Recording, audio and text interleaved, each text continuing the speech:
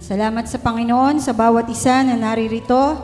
Salamat sa pangunguna ng banal na Espiritu sa ating pagpuri at sa ating pagsamba. Kaya tunay na ang pagtitipong ito, hindi para sa amin ni Pastor Hiner, hindi para sa tao, kundi para sa ating buhay na Diyos. Purihin natin ng malakas na papuri ang ating Panginoon. Hallelujah! Hallelujah! Thank you, Jesus. Thank you, Holy Spirit. Thank you, thank you, thank you. Faith, paki-flash mo nga yung ating susi. Pakibasa po ng lahat. Minsan pa. Tatanungin ko muna teacher. Teacher muna. Ayun, nakita ko si Rose Ann. Rose Ann, ano sa Tagalog yung I will not limit God ever?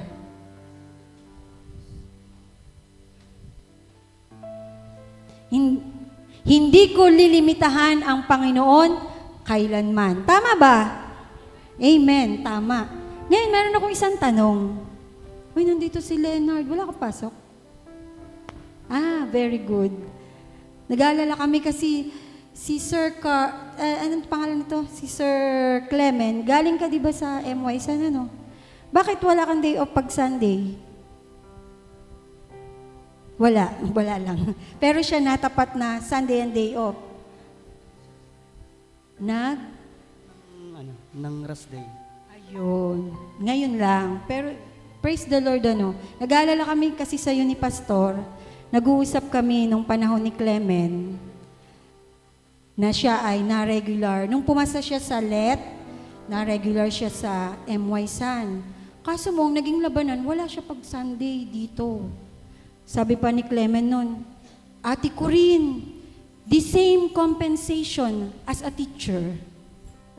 Ate Corinne, meron din kaming mid-year bonus, meron din kaming year-end bonus. Pwede din kaming mag-loan, Ate Corinne. Pero, dumating ang pandemic, tama Clement? At dun siya nagpasya. Kasi ano bang tawag dun sa nung pandemic is, kayo'y essential. Sila yung mga pumapasok kahit lahat ng buong mundo ay shutdown, pero sila dahil pagkain sila, kailangan nilang pumasok. Kaya nagpasya nun si Clement. Pero batang-bata ka pa naman. Masaya naman si Pastor na nagkaroon ka ng trabaho, Leonard. At mas masaya kami ngayon dahil narito ka sa presensya ng ating Panginoon. Purihin nga natin minsan pa ang Panginoon. So itong I will not limit God ever. Meron akong kasunod na question. Anong Bible verse ang pwede nating itambal dito? Kasi dun sa lesson po, walang nakalagay. So sabi ko, Panginoon, anong Bible verse ang nakakonekta? Marami, lahat naman ang nasa Biblia. Yung unang papasok sa'yo, ito naman ang tatanungin ko, wag na si Romnick. Philippians 4:19. Pares tayo. Philippians 4:19. Ano nasa Philippians 4:19? At pupunan ng aking Diyos ang bawat kaya. Sa lahat na English na lang. But my God shall supply all my needs. Pag sinabing all, lahat yun. Spirit, soul, and body. Pag sinabing all, ang ating soul, nagkakaroon ng kalungkutan, nagkakaroon ng kapigatian. Body, nagkakaroon ng sakit, nagkakaroon ng kawalan, kahubaran. At pinakamalaga yung spirit. Minsan, hindi tayo laging burning as a fire. Minsan, nararanasan natin tayo yung mga timsim na umuusok na lang. Aandap-andap. Pero ang sabi nga sa banal na kasulatan, ang timsim na umuusok ay hindi niya papatayin. So kahit aandap-andap na lang pala tayo, talagang pilit tayong hahanguin. Pilit tayong gagawin ng Panginoon na mag-alab. Ang gapok na tambo ay hindi niya babaliin. Pag sinabing gapok na tambo, nakita ko yung tambo namin kaya bumili na ako Pero lalo dito sa bumbong yung tambo namin, gapok na. Pag sinabing gapok ko yung tambo, Isa, ano nangyayari din sa tambo? Kahit iwalis nyo yan ng iwalis, nalalagas, mga kapatid. Kahagabi, nagwalis ako dun sa taas, yung tambo, sabi ko, ito pala yung gapok na tambo. Kada walis ko, may naiiwan. So, ang sabi, ang gapok na tambo ay hindi niya babaliin. So, kahit para tayong gapok na tambo na, hindi tayo i-give up ng ating Panginoon. Hindi niya tayo i-give up because God loves us and He will never give up on us. Sa susi pong ito, I will not limit God ever. Sinundan niya ng learning the difference between source and instrument. Source and instrument. Sabihin nga natin lahat, source. Instrument.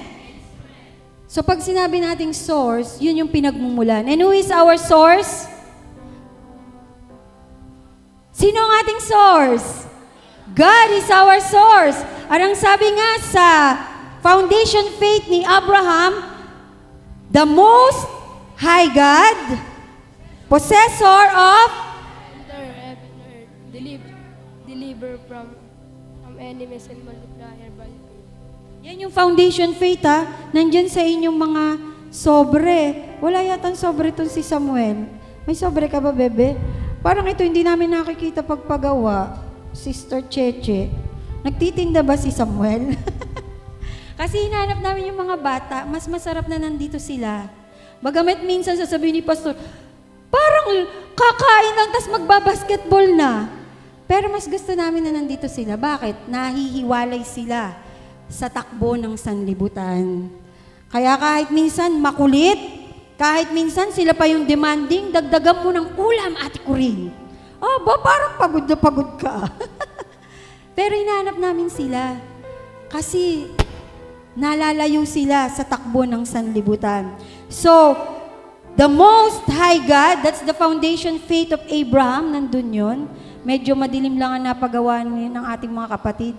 Possessor of heaven and earth, nagpari ng langit at ng lupa. Deliverer from all my enemies, naglalagay sa aking kamay ng aking mga kaaway. Naglalagay sa aking kamay ng aking mga kaaway. And the last, multiplier of every seed sown. So lahat ng binhing yan. Sabi nga namin sa inyo, sabi ko kanina, yung ngiti nyo, it is a seed. Imumultiply yan ng Diyos, magiging joy, magiging gladness. Yung oras nyo, ng pagpunta nyo dito, it is a seed. That's why you are here. Praise the Lord. Thank you, Jesus. Pinili mong nandito, panahon na ngayon ng mga outing, panahon na ngayon ng swimming, panahon na ngayon ng laboy-laboy ng sanlibutan. Subalit salamat sa Diyos, naririto ka, pinili mo na manatili sa presensya ng ating Panginoon. Kaya purihin pa natin minsan pa ang ating Panginoon.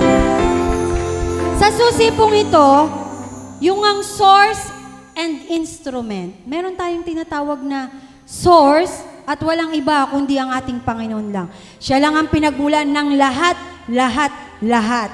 Ate Corinne, maski ang damit mo, oo, kahit bigay ito ng bilas ko. Kahit bigay ito ng girlfriend, ng bayaw ko sa kay Ruel, alam ko sa Diyos galing to. Ate Corinne, kahit yung relo mo, oo, kahit binili ko to. Sa Diyos lahat galing yan. Maging ang buhay na ito, ang tinatangkilik, lahat-lahat maging ikaw. Lahat ng meron ka, wag na wag mong iisipin na sa'yo yan. Kaya ako pumasa kasi matalino ako.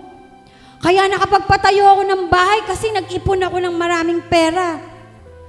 Kaya ako nakatapos kasi nag-aral akong mabuti. No! Lahat ng yan. Kaya ka pumasa sa let. Kaya ka nagtatagumpay ngayon. Kaya ang mga anak mo ay merong mga trabaho. Dahil lahat ng yan galing sa ating buhay na Diyos. Purihin natin ang ating Panginoon. At dito nga, Madalas na nating narinig tong susi na to. So the source, basta lahat. Wala tayong kukuning anumang, kahit ang kinain mo, kahit si Ate Imi pa, ang nagluto ng agahan ni na Rachel kanina. Lahat ng yun, kahit si Brother Herbing pa ang nagbigay sa kanya ng pera na pambili ng ulam. Pero hindi kay Brother Herbing galing. Lahat ng yun ay galing sa ating Panginoon. So, si Brother Herbing, ang tawag sa kanya, source or instrument? Instrument. Very good na kayong lahat, ano? So, Rio, yung sahod mo, every 15th and end of the month, saan galing yun? Is it a source or an instrument? Instrument. Kasi pwedeng mawalan ka ng trabaho. Pwedeng magsarado yung company. Though madalas sasabihin natin, sa government ka. Kasi pag nasa government ka, walang sarasarado. Walang tigil-tigil, pero merong mga nangyayari na hindi mo nalalaman. Pag ang tiningnan mong source ay iyon. Ang source ng lahat, Norman, ay ang ating Panginoon. Titig na titig sa akin si Norman. Pag nawawala ka kasi, brother, hinahanap ka namin. Ngayon, ang daming kabataan.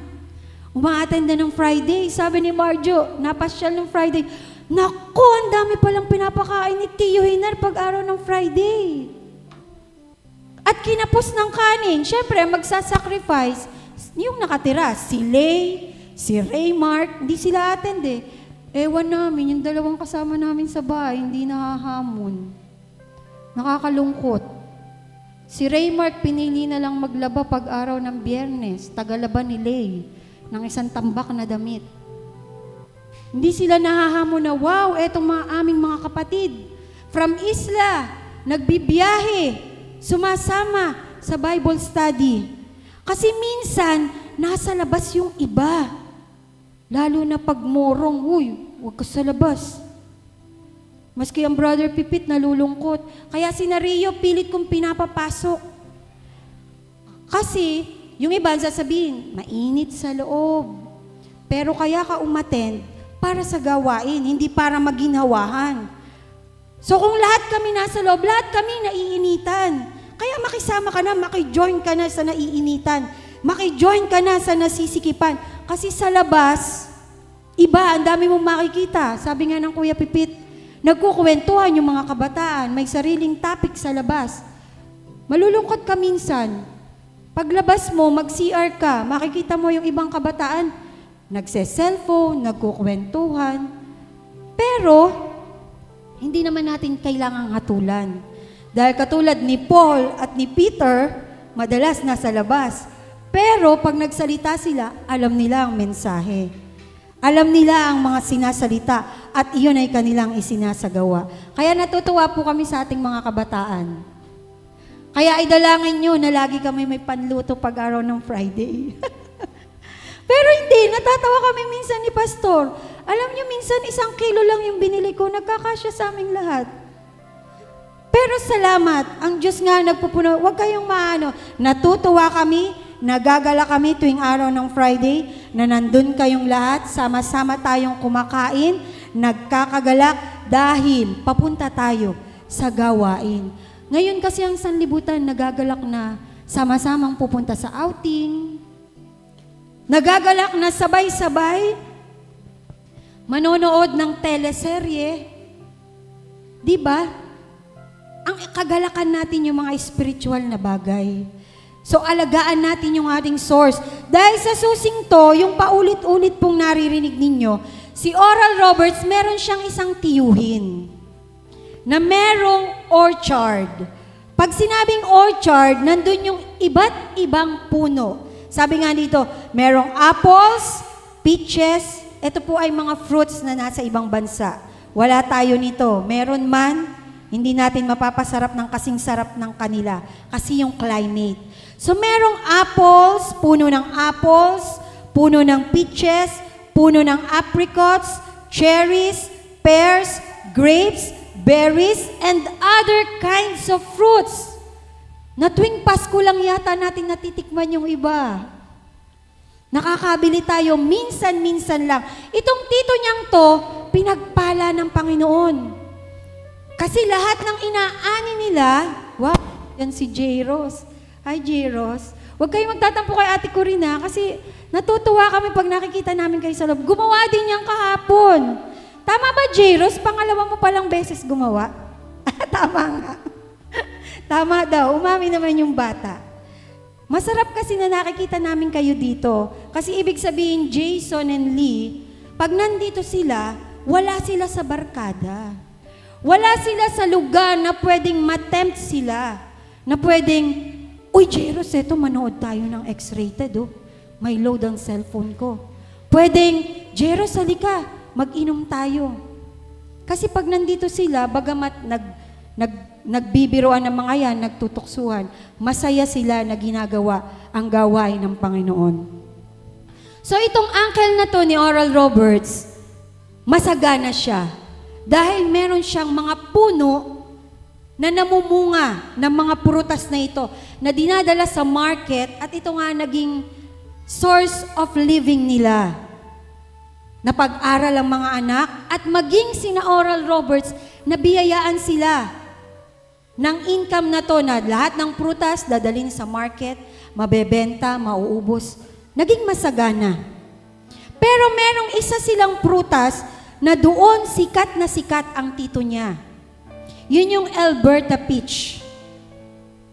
Sikat na sikat kasi pag yung peach na yun dinala sa market, sold out talaga agad. Kasi malaki, matamis, masarap.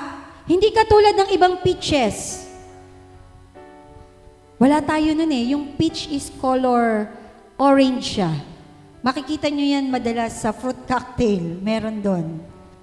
So yung peach na yon, sikat na sikat yung farm ng tito niya. Ang lalaki ng bunga.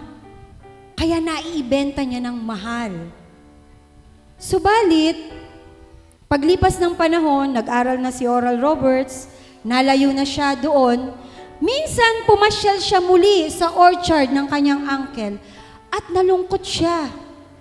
Dahil nakita niya na halos yung puno na dati niyang nakikita na marami, hitik sa mga bunga, nagtaka si Oral Roberts, bakit? Kakaunti na lang ang mga puno. Yung ibang puno namatay, halos wala na mga bunga. At ang sabi niya, Uncle, what happened? Dinaanan ba kayo ng bagyo? Nagkaroon ba ng mga insekto para ikamatay ng mga puno? Ang sabi ngayon ng kanyang uncle, no Oral, walang bagyo, walang mga insekto. Wala, hindi sila ang naging problema. Bakit namatay ang mga puno? Ang naging problema ay ako. Ako ang problema. Kasi inilagaan ko yung bunga. Inalagaan ko yung mga bunga. Binantayan ko yung mga bunga na pag ang mga bunga ay hinog na, pipitasin ko, ilalagay ko sa basket, dadaling ko sa market. Nakalimutan ko yung puno. Kasi yung bunga, yun yung instrument. Nakalimutan ko yung source. Kaya kapatid, kung ikaw, ang masyado mo na lang inalagaan ay ang iyong trabaho, ayaw mong maliit, ayaw mong ma-absent, pero pagdating sa gawain, sa source, halos darating ka na lang. Merong ang sinabi sa akin, sabi, dumadating na lang yung isang kapatiran natin pagtapos ka ng magsusi. Kasi akala nyo, hindi namin kayo hinahanap, iniisa-isa namin kayo. At ang natatanong namin, yung mga nasa bandang katabi nyo. At ang sabi nga, dumating yung kapatid natin yun, tapos ka nang magsusi. Baka nakakalimutan mo yung source. Ang mga susing to, pag ating in-apply sa ating buhay, tayo ay patuloy na magtatagumpay. Baka nakakalimutan mo na tong basahin. Props na lang pala. Kasi magkakaroon ng let. Kailangan kong makinig sa online review. Naalala niyo yung patotoo ni Honey? Dahil wala siyang load, kapos sa financial, hindi siya makapag-load. gigising pa rin siya ng madaling araw at dito siya sa source. Dito siya sa source. Binabasa niya to. Kung wala siyang load, etong source ang kanyang binibigyan ng pansin. At ano ang naging bunga? Anong naging bunga? Ni Ate Honey. Anong naging bunga ni Ate Honey? Pumasa siya sa LET. Na kung tutusin, hindi naman siya nagtuturo. Hindi siya nare-review.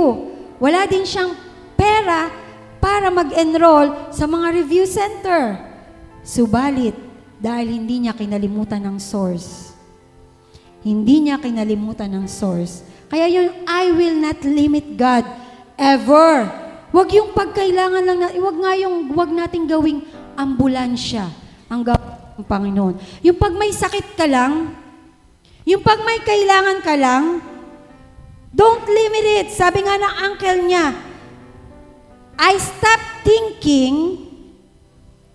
when I stopped thinking about my source, about the tree, and I started to look at the fruit as my source, malaki palang pagkakamali yun. Because I paid a little attention to the trees.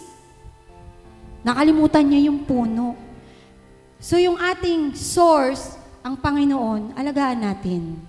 Tanggalan natin ang damo. Ano ba yung damo? Bawas-bawasan natin yung masyadong maraming. Pwede namang minsang maging madumi ang bahay. Kung sobra kang malinis sa bahay, naubos na yung buong oras mo, kalilinis ng bahay, kalalaba, minsan iwanan mo yan. Bumalik ka sa source. Baka kasi sa sobrang sipag mo, pag nagkasakit ka na, nakalimutan mo kasi yung source. Huwag aral ng aral, gawa ng mga, ano yung ginagawa niyo, Nita, gabi-gabi? Ang sipag niyan, si Sister Nita. Binibiro ni Tere, Tita, tulog na kami. Pero, no, hindi ko nire-rebuke si Nita. Nagpe-prayer naman po kami. Pero iba yung personal, lagi kong sinasabi sa inyo mga kapatid, iba yung family altar. Kung meron kayong family altar, nananalangin kayo, nagbabasa kayo ng Bible, iba pa rin yung personal. Because salvation is personal. Ang relationship mo sa Panginoon, personal. So, ang sabi dito, cut the weeds, do a little plowing down each row. Kailangan mo siyang, ano ba yung plowing? I-cultivate mo. Baka tumitigas na yung puso mo. Kailangan mong i-cultivate yan. Kaya pag hindi ako umiiyak minsan, sasabihin, Panginoon, matigas na ba yung puso ko? Dahil ang ating mga luha, simbolo ng ating pagpapakumbaba. Hindi yung iyak ka ng iyak pag may suliranin na, yung pag sumasamba. Kailangang madama mo ang kanyang kabutihan. Parehas kami ni Sister Maura, yung Tagalog kanina. Ako'y iyong angkinin. Panginoon, angkinin mo ako ngayong araw na ito. Sa iyo ako. Huwag yung isip ko ay yung magsasaing ako. Huwag yung isip ko ay yung gagawin ko bukas. Ngayong araw na ito, ngayong oras na ito, iyo ako. Ako'y iyong angkinin. Iyo ako. Kaya, meron ba kayong mga iniisip ngayon? Ibigay niyo muna yan. Kalimutan niyo muna yan. Ituon niyo ang inyong puso. Ituon niyo ang inyong isipan. Paangkin ka ngayon sa Panginoon. Katulad ng mag-asawa, yung pag inaangkin niya, yakap, ganun, payakap ka sa Kanya, yakapin mo siya ngayong araw na ito ng mahigpit na mahigpit. Iyo ako ngayon, Panginoon. Kinakalimutan ko ang lahat at doon mararanasan mo ang tunay na pagsamba. Iyo ako. Doon mo mararanasan, itataas mo ang iyong kamay. At doon mo mararanasan, buong-buo ka sa Kanyang presensya. Doon yung mararanasan na ang araw na ito ay para sa iyo, o aking Panginoon. Huwag mahati sa mga isipin na kung ano-ano. Kaya dito nga, we will not limit God. Siya ang source ng lahat-lahat. Pero kung ikaw, napapabayaan mo, nakakalimutan mong i-cultivate, matigas na ang iyong puso. Nakakalimutan mong tanggalin yung mga weeds. Ano ba yung mga weeds, mga damo? Yung mga umiinis. Meron bang umiinis sa'yo? Halimbawa, meron kang ginawa, ininis ka ng kapatid mong yan, hayaan mo na lang siya. Kasi alam mo, ninanakaw niya ang iyong kagalakan. Hayaan mo siya. Itaas mo siya sa dalangin na huwag mawala ang kagalakan sa iyong mga puso. At ang sabi nga dito ng kanyang tito, nung ma-realize ko that the peaches and the other fruit were just what they were, fruit of the tree. The supply was the tree, ang puno. So ang punong yan, kailangan mong alagaan, kailangan mong diligin. Ganon din yung relasyon mo sa Panginoon. Diligin mo araw-araw. At kung hindi diligin ko ng tubig, no, etong pandilig. Taas nga natin ating Bible. Huy kayo, umattend kayo nung Friday. Dapat may Bible, ha? Pag uma-attend ng Friday, dapat... Taas ang Bible! Naku, nag-iikab na si Eli. Ito ang pandilig sa ating mga puso na tumitigas na ba.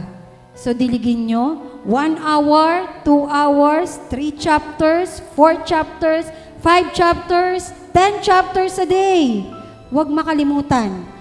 Dahil yan ang magdidilig, yan ang magpapalago, yan ang patuloy na magbibigay ng nutrients sa iyong relationship sa ating Panginoon. At ang sabi nga, if I took care of the tree, the fruit will grow. If you will take care of your relationship with God, lalago ka, at ikaw ay pagpapalain. Purihin natin ang ating Panginoon. At narito po pala sa susi na to, one source, many instruments.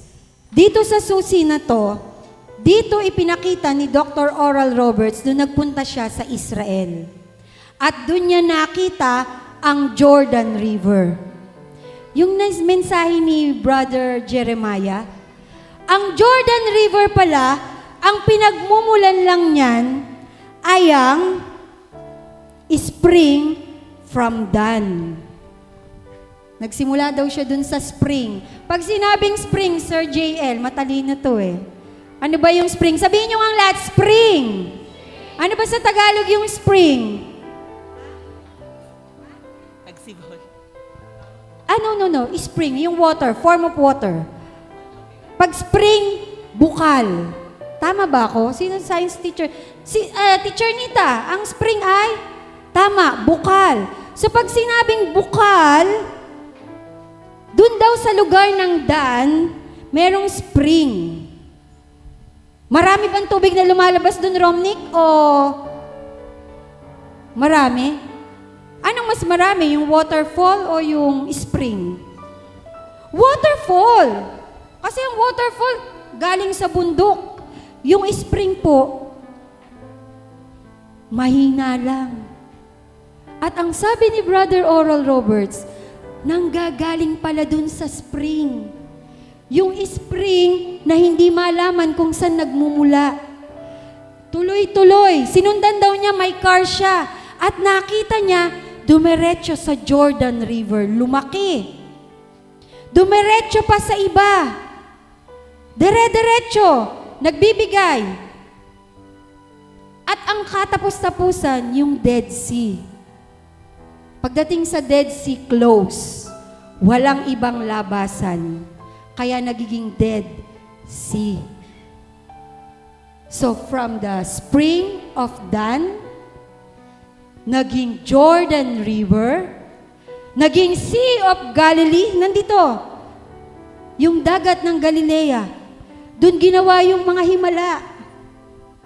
Yung Jordan River. At napunta sa Dead Sea. So anong pipiliin nyo? Kahit kayo'y maliit lang, katulad ng Spring of Dan, piliin nyo na magkaroon kayo ng dire-diretso. Ng continuous giving. Continuous sharing of everything that you have. So kung meron kang anong tawag dyan? Merong kang biyaya or kaloob ng pananalangin, idalangin mo ang iyong mga kapatid. It is a spring of giving. Meron kang biyaya or kaloob ng pag-awit, ibigay mo yan. Meron kang biyaya or kaloob ng pagtugtog, meron kang biyaya o kaloob ng kagalakan, nakakahawa daw yung kagalakan. Kung meron kang espiritu ng pagiging magagalitin, huwag mong i-share yan. Hayaan mo na lang dun sa Dead Sea. So let us not limit God ever. Amen ba mga kapatid? Kaya God is God is our, teka, meron pala ditong pinakamahalagaan. Sabi dito, no man, no group of people, no earthly instrument of any kind is designed to be or ever can be the source of my total supply. So, sumpay ng tao na tumiwala sa kanyang kapwa. Nakalagay yan sa banal na kasulatan. Sumpay ng tao na tumiwala sa kanyang hanap buhay. Sumpay ng tao, maging ang ating mga leaders, may kahinaan yan. May pagbagsak yan. Kaya sa ministry po ng Maranatha, naturuan tayo na hindi titingin ang ating mga mata sa tao. Dahil ang tao, merong kahinaan, merong pagbagsak. Patuloy nating itingin ang ating mga mata sa bundok na pinagmumula ng ating saklolo, the source of you and my total supply, He is our God. Purihin natin ng malakas na papuri ang ating Panginoon. Kaya minsan pa, malakas nating basahin, I will not limit God. I will not limit God ever. Purihin natin ang Panginoon.